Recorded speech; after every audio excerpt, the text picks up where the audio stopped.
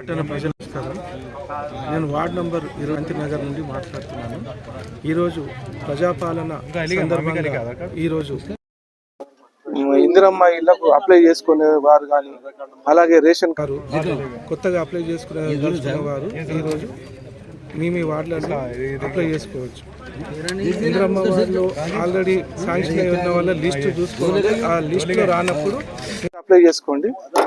అలాగే ఈ రోజు అయిపోయిన తర్వాత కూడా ఎవరు కంగారు పడకుండా ఎంపీడీఓ రేపటి నుండి మళ్ళీ కంటిన్యూగా ఇది నిరంతర ప్రక్రియ. ఇది ఈ రోజు ఒక్కరోజు కూడా ఆగేది కాదు, నిరంతరంగా సాగుతూనే ఉంటది. కాబట్టి మీరు ఎవరైనా వీలు కాని వారు వాట్సాప్ వీలు కానీ ఇంకెవరు కానీ రావడానికి వీలు కాని వారు మీరు ఎంపీడీఓ ఆఫీస్లో రేపటి నుండి మీరు అప్లై చేసుకోవచ్చు.